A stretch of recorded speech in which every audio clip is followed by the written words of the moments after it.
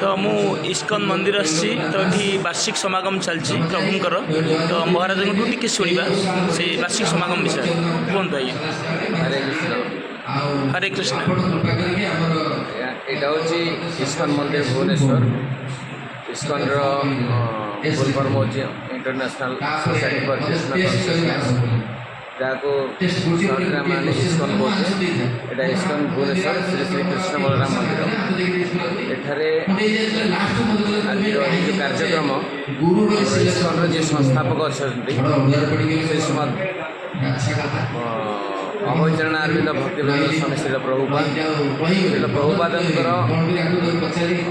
सन्यासी शिष्य श्रीमद जगन्नाथ स्वामी महाराज प्रथम थर कर विराट व्यास पूजा जहाँ को आम जन्मतिथि पालन करते को आमर वैष्णव भाषा वैष्णवी भाषा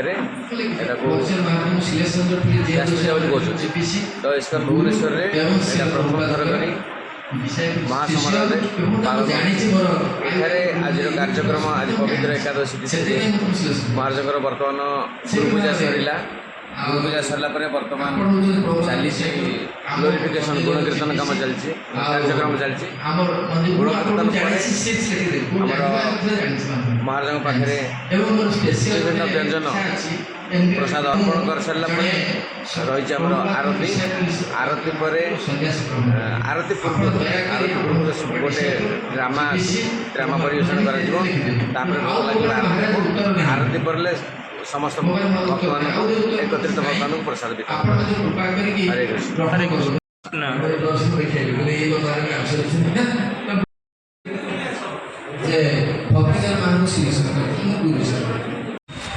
इस्कन भुवनेश्वर तो 77तम व्यास पूजा सेलिब्रेशन चलती ये हूँ इस्कन मंदिर भुवनेश्वर। इस्कन मंदिर आज 77तम व्यास पूजा चलती तो आप देखिपे ये इस्कन मंदिर मेन रास्ता करके लगी अच्छी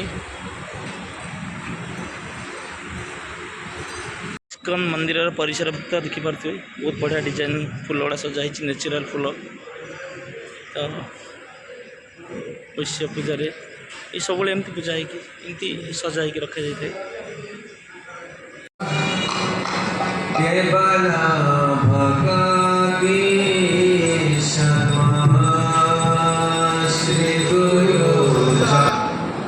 उद्बोधन देवे आम इंटरनेट माध्यम जोगाजोग चेष्टा करूँ जदि संभव है गुरु महाराज उद्बोधन आपने प्रत्यक्ष श्रवण करेंगे। आम जो माताजी मैंने भोगवान नहीं आस 56 भोग आशा करें 56 नहीं तो 100 हम तो दयाकोरी पछरे जो प्रसाद भाव समय ड्रामा और म्यूजिकल परफॉर्मेंस रहा और 1:30 समय समस्त आज प्रसाद कार्यक्रम रही तो बर्तमान महाराज निवेदन करवा गुरु पूजा आरंभ करा। हरे कृष्ण। हरे कृष्ण। जय गुरु महाराज जय गुरु महाराज जगन्नाथ स्वामी गुरु महाराज गुरु महाराज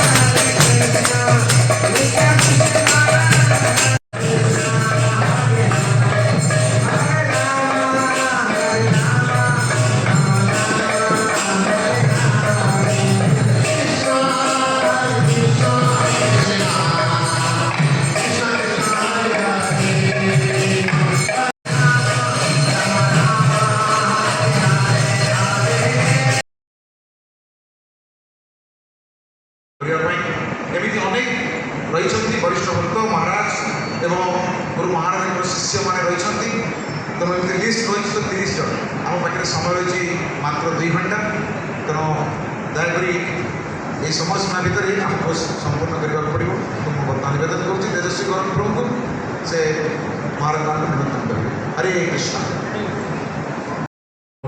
माता को परमाराध्य श्री श्री जयप्रकाश सिंह गुरु महाराज सतस्तरीतम व्यास पूजा उपलक्षे हार्दिक अभिनंदन और शुभकामना। विशेषकर आम भुवनेश्वर मंदिर में जे जयप्रकाश शिष्य समूह भुवनेश्वर एवं ओडिया भक्ति मुख्य संघ तरफ प्रथम थर पर यह व्यास पूजा उत्सव व्यवस्था कर कटक में व्यास पूजा अनुष्ठित एवं प्रथम थर पर भुवनेश्वर व्यवस्था कर तेणु आयोजक मैंने बहुत धन्यवाद मत विशेष सेवा देखे से निकट चिरकृतज्ञ। आमर शिल प्रभुपाद ये आम इस्कन संस्थापक आचार्य अनेक किसी आमको प्रदान कर एक गृह प्रभुपाद ग्रंथ पढ़ी समस्ते गोटे छात तले आम रहीपर केवल प्रभुपाद कर प्रभुपाद जीवन सबकि आवश्यकता पूरण कर सबुठ अनेक आवश्यकता मध्य एक आवश्यकता होती कृपाधीन शिष्य मान से प्रदान कर जो मान साहाय्य आम जन्म मृत्यु द्वारा लोक जड़ जगत उद्धार पाइबा सक्षम होगा। ये अनेक शिष्य मान भर शिष्य जयप्रकाश सिंह गुरु महाराज होती अन्यतम तेणु तर जीवन विषय भक्त मैंने कहे मुझे बर्तमान अनुरोध करी आमर श्रीमद भक्ति नीलाचल स्वामी महाराज को जी गुरु महाराज सन्यास ग्रहण कर आसी गुरु महाराज गुण कीर्तन करेंगे।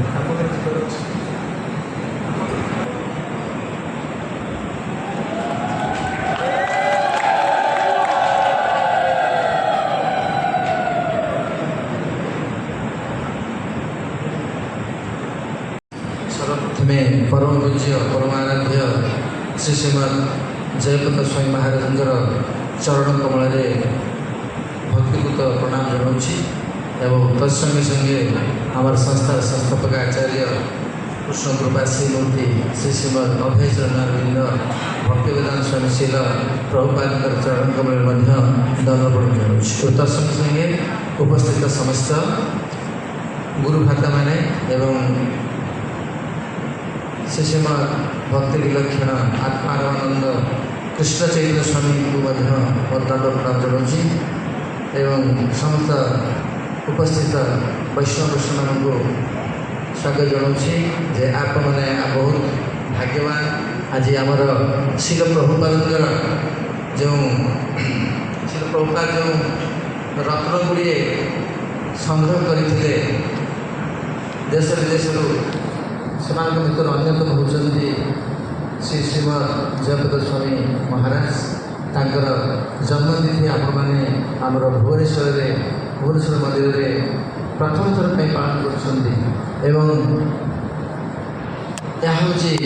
बड़ भाग्यर कथा जे महाराज एठार जीविसी एवं बहुत दिन धरी से मूल जीविसी भी अच्छा से गुरु तेणु आज समस्त प्रिय शिष्य मैंने सादर स्वभक्ति व्यास पूजा ये पालन कर उपलक्षे अधम को निमंत्रण थिला किसी कहवाई महाराज आप कुआड़ जी आम सालेपुर में किसी लोक अच्छा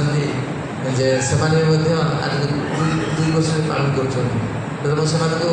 निमंत्रण कहली जे आसतु भुवनेश्वर पालन हो बहुत सादर पालन से मुहटा सुखीगले मुझे एमती कहीं ना आम ये पालन कर ठीक अच्छे आप रोना बहुत दुखर कथा ठीक अच्छे मैं ट्राए करी आसा चेष्टा करी हाँ जहाँ ना कहीं मुझे प्रथम ये सुजोग पाई कहवाई मु महाराज संबंध में खाली जहाँ शुणी अन्य व्यक्तिगत समय करी किंतु सन्यासी पर मुझा व्यक्तिगत समय कर ମୁଁ ଯାହା ଶୁଣିତା କଲି ଯେ ମୁଁ ଶୁଣିଛି ଯେ ମୋତେ ପ୍ରତାପ ଚନ୍ଦ୍ର ଥରେ କହୁଥାନ୍ତି ଯେ ଥରେ କୌଣସି ଗୋଟେ ଅସୁବିଧା ହେଇଥିଲା ଆମର ମ୍ୟାନେଜମେଣ୍ଟ ତରଫରୁ ମୋ ଉପରେ ଗୋଟେ ଆକ୍ସନ୍ ନିଆଯାଇଥିଲା।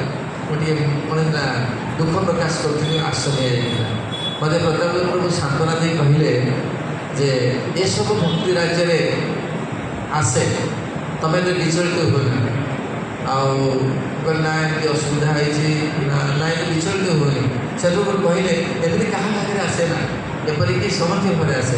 ତେଣୁ ମହାରାଜଙ୍କ କଥା ସେ କହିଲେ, ତୁମେ ଜାଣିଛ ଆମର ଗୁରୁ ମହାରାଜ, ତାଙ୍କର ଗୁରୁ ମହାରାଜ ହେଉଛନ୍ତି ଶ୍ରୀ ଜୟପ୍ରଦ ସ୍ୱାମୀ ମହାରାଜ। ତାହେଲେ ଆମର ଗୁରୁ ମହାରାଜ ଯେତେବେଳେ ଭବାନନ୍ଦ ମହାରାଜ ଆଉ ଭଗବାନ ମହାରାଜ ଥିଲେ, ସ୍ୱାମୀ ଥିଲେ, ସେତେବେଳେ ଗୋଟେ ଘଟଣା ଘଟିଥିଲା। କ'ଣ ହେଇଥିଲା?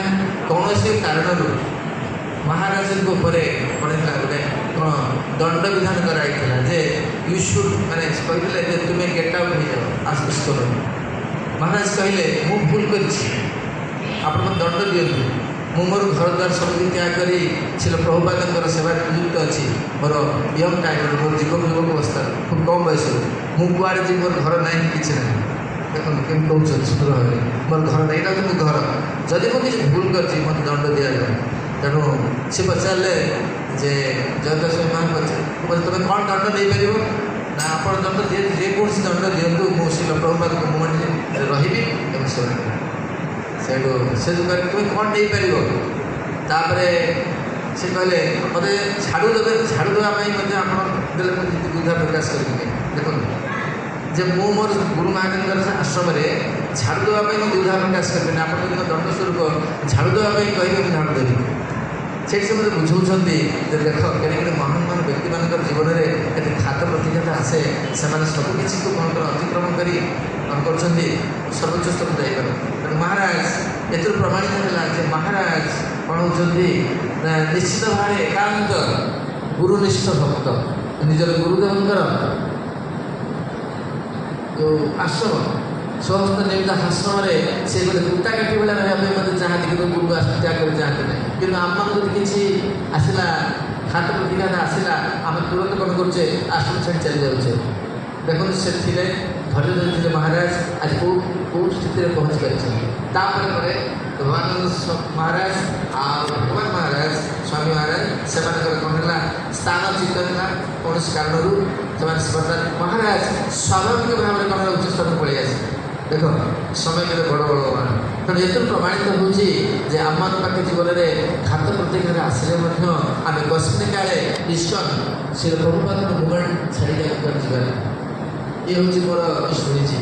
ଆଉ ମୁଁ ଶୁଣିଛି ଆଉ ଗୋଟେ କଥା ଶୁଣିଛି, ଯେତେବେଳେ ସେମାନେ ପଳେଇ ଗଲେ, ଭବାନନ୍ଦ ସ୍ୱାମୀ ଭଗବାନ ଚାଲିଗଲେ, ମାନେ ଗୃହସ୍ଥ ଆଶ୍ରମ ପ୍ରବେଶ କଲେ, ସେତେବେଳେ ଯେ ମହାରାଜ ହେଲେ ହେଡ଼ ହେଲେ, ମୁଖ୍ୟ ଭୂମିକାର ଉତ୍ତୀର୍ଣ୍ଣ ହେଲେ କେଉଁଠି, ଇସ୍କନ। ତେଣୁ ସେତେବେଳେ ଇସ୍କନ ଏତେ ଭକ୍ତ ନଥାନ୍ତି, ମୋର ମନେ ଅଛି, ଭକ୍ତ ନଥାନ୍ତି। ମହାରାଜ ସବୁ କ'ଣ ଗୃହସ୍ଥମାନଙ୍କୁ, ଯେଉଁମାନଙ୍କୁ ଯାହାର ଦରିଦ୍ର ଅବସ୍ଥା, ଗରିବ ଲୋକ ଯେଉଁମାନେ ଗୃହସ୍ଥ ଅଛନ୍ତି, ଆର୍ଥିକ ଅବସ୍ଥା ଭଲ ନାହିଁ, ସେମାନଙ୍କୁ ତାଙ୍କୁ ରଖିକିରି ଦରମା ଦେଇ କ'ଣ କଲେ, ଗୁରୁଙ୍କ ସେବା କରାଇଲେ। ଯାହାର ଫଳସ୍ୱରୂପ ଆଜି ଇସ୍କନ ଏତେ ବଡ଼ ଫାଷ୍ଟ ବା ବିରାଟ ଏକ ସଂସ୍ଥାରେ ପରିଣତ ହୋଇପାରେ। ସେ ହେଉଛି ପ୍ରଥମ ସେ ସହଜ କଥା। ଏବଂ ଏଇଟା ମୁଁ ମଧ୍ୟ ଶୁଣିଛି ଏବଂ ଜାଣିଛି ଭଲ କି ବହୁତ ଶିଷ୍ୟ ତାଙ୍କର ଗୁରୁ ଭାଇ, ତାଙ୍କର ଯିଏ ନିଜର ଶିଷ୍ୟ, ସେମାନେ କଥା କହିଛନ୍ତି। ତେଣୁ ଅନେକ କଥା ଅଛି। ତାପରେ ମୁଁ ବ୍ୟକ୍ତିଗତ ଅଭିଜ୍ଞତା କହୁଛି କିଛି, ଶୁଣନ୍ତୁ। ମହାରାଜ ବହୁତ କୃପାଳୁ, ଦୟାଳୁ। ଆମେ ଏ ଅଧମ ଭକ୍ତିଚାରୁ ମହାରାଜଙ୍କ ଠାରୁ ସନ୍ନ୍ୟାସୀ ନେବା ପାଇଁ ସବୁ ପ୍ରକାର ବ୍ୟବସ୍ଥା ହୋଇସାରିଥିଲା ଏବଂ ଭକ୍ତିଚାରୁ ମହାରାଜ ମୋର ପେପର ୱାର୍କ ସବୁ ସେ କରାଇଥିଲେ। ଆଉ ଜିବିସି ଏବଂ ସନ୍ନ୍ୟାସୀ ଗୁରୁ ହିସାବରେ ସେ ଅନୁମୋଦନ ମୋତେ ମିଳିଥିଲା, ଇତ୍ୟାଦି ଇତ୍ୟାଦି। ଏବଂ ଏପରି ଭିତରେ ଆ ଭିତରେ କରୋନା ଆସିଲା ଭିତରେ କରୋନା ଯେତେବେଳେ ଆସିଲା, ସେତେବେଳେ ମହାରାଜ ଇହ ଧାମ ତ୍ୟାଗ କରି ଗୋଲ ବୃନ୍ଦାବନ ଯାତ୍ରା କଲେ। ସେଟା ଗୋଟେ ଆମର ସମସ୍ୟା। ଆମର ଭକ୍ତିପ୍ରଦ ସ୍ୱାମୀ ଭକ୍ତି ଗୁରୁକ୍ଷଣ ଆତ୍ମାନନ୍ଦ କୃଷ୍ଣ ସମୟରେ ଭଲ ଥିଲା, ଜୀବନ ଯାକେ ମାରିଲେ ଚାଲିଥିଲା। ତେଣୁ ସନ୍ନ୍ୟାସୀ ଗୋଟିଏ ବିଷୟ। ତେଣୁ ସେ ସମୟରେ ମୁଁ ଗୋଟେ ଚିନ୍ତାରେ ପଡ଼ିଥିଲି, କ'ଣ କରିବି।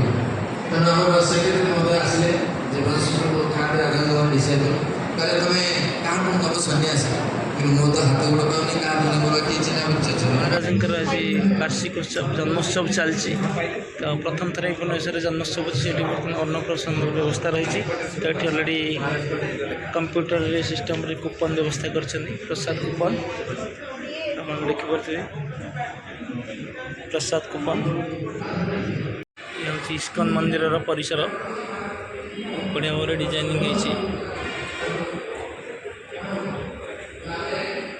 ସେ ମହାରାଜ ମାନେ ଆସିଛନ୍ତି।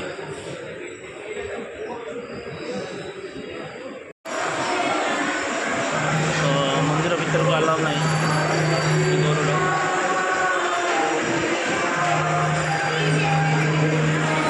ସୁଭଦ୍ରା ଅଛନ୍ତି, ବଳରାମ, ନିତାଇ ଗୌରୀ, ଗୁରୁଜୀଙ୍କର ଫଟୋ ଅଛି। ଏ ଶ୍ରୀକୃଷ୍ଣଙ୍କର ଉପରେ ଧ୍ୱଜା ଲୋଟସ୍ର ଚିତ୍ର ହେଇଛି। ଲୋଟସ୍ ବହୁତ ମସ୍ତ ହେଇଛି ମନ୍ଦିରଟେ। ଏଇଠି ମୋ କୁନି ମାମାଙ୍କୁ ବଇଁଶୀ ଉପହାର ଦେଇଥିଲେ, କଦଳୀ ବି ପ୍ରସାଦ ଦେଇଥିଲେ। ତ ଏଇ ମନ୍ଦିର ପୂଜକ ବହୁତ ଖୁସି ମୋ ଝିଅକୁ ଦେଇଥିଲେ। ମନେ ଅଛନ୍ତି, ସମସ୍ତେ ଲାଇନ୍ରେ ଅଛନ୍ତି। ମୋ ଝିଅ ଜାମା ହେଇଗଲାଣି। ସମସ୍ତେ ଲାଇନ୍ରେ ଅଛନ୍ତି, ଦେଖିପାରୁଥିବେ। ପ୍ରସାଦ ସେବର ବ୍ୟବସ୍ଥା ହେଇଛି। ଲାଇନ୍ରେ ଅଛନ୍ତି ପ୍ରସାଦ ସେବନ ପାଇଁ। କୁନି ମାମା 77ତମ ପୂଜା ଚାଲିଛି, ବ୍ୟାସ ପୂଜା। ତ ଅନ୍ନ ପ୍ରସାଦର ବ୍ୟବସ୍ଥା ହୋଇଛି। ସମସ୍ତେ ଟିକେଟ୍ ଧରିକି ଲାଇନ୍ରେ ଠିଆ ହୋଇଛନ୍ତି। ଆପଣ ଦେଖିପାରୁଥିବେ କେତେ ସାରା ମନ୍ଦିରର ପଛ ପାଖର ଦୃଶ୍ୟ। ଇଏ ପଛ ପାଖରେ ବ୍ୟବସ୍ଥା ହୋଇଛି। ଦେଖନ୍ତୁ ଅନ୍ନପ୍ରସାଦରେ ଆଇସ୍କ୍ରିମ୍ ଅଛି, ତରଭୁଜ ଅଛି, ଏସବୁ ଆଇଟମ୍ ପାସ୍। କ'ଣ ମାମା ଆଇଟମ୍ କ'ଣ ଦେଖି ଏସବୁ ଆଇଟମ୍। ବାବା ଖାଇଦେ ହେଲା। ଲାଇନ୍ରେ ସମସ୍ତେ ଅଛନ୍ତି। ମାମାଙ୍କର ପାଳି, ଛୋଟ ଛୁଆ ଲାଗି ପାଳି ଆଗ ପଡ଼ିଗଲା। ଦେଖିପାରୁଥିବେ ଲାଇନ୍ ଭିତରେ ମୁଁ ଫାର୍ଷ୍ଟ ପାଳି ପଡ଼ିଗଲା।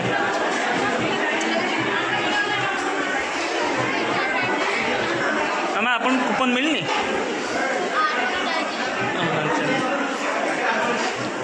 ଖାଇଦେ। ପ୍ରସାଦ ସେବନ ଚାଲିଛି। ଏଠି ସମସ୍ତେ ଧ୍ୟାନରେ ଅଛନ୍ତି।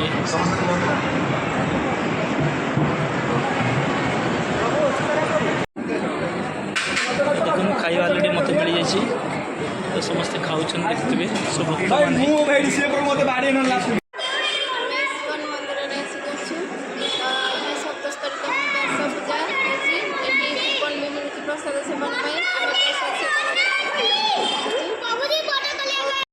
ତ 77ତମ ବାର୍ଷିକ ଉତ୍ସବ ଥିଲା ଗୁରୁଜୀଙ୍କର। ତ ଏଠି ବହୁତ ଗହଳି ବି ଥିଲା। ମୋ ଫ୍ୟାମିଲି ବି ଏଠି ଅଛି। ତ ମାମା ବି ଅଛନ୍ତି। କୁହ କ'ଣ କହିବ ମାମା ଟିକେ? ଏଠି ବହୁତ ସମୟ ହେଲା ଆମେ ଅଛୁ। ତ ବହୁତ ବଢ଼ିଆ ଆଧ୍ୟାତ୍ମିକ ଚିନ୍ତାଧାରା ଭିତରେ ଆମେ ବୁଡ଼ି ଯାଇଛୁ। ସକାଳ ପରିପର୍ଯ୍ୟନ୍ତ ଏଠି ଆମେ ଅଛୁ। ଅପ୍ ଟୁ 1-2ଟା ଟାଇମ୍ ପାଖାପାଖି ହେଇଗଲାଣି। ଜୟ ଶ୍ରୀକୃଷ୍ଣ, ଜୟ ଶ୍ରୀକୃଷ୍ଣ, ଜୟ ଶ୍ରୀକୃଷ୍ଣ। ତ ଏଠି ମୁଁ ଏଣ୍ଡିଂ କରୁଛି। ଇସ୍କନ 77ତମ ବାର୍ଷିକ ଉତ୍ସବ ଥିଲା ଗୁରୁଜୀଙ୍କର। ଆପଣମାନେ ଦେଖିବେ। ଜୟ ଶ୍ରୀକୃଷ୍ଣ।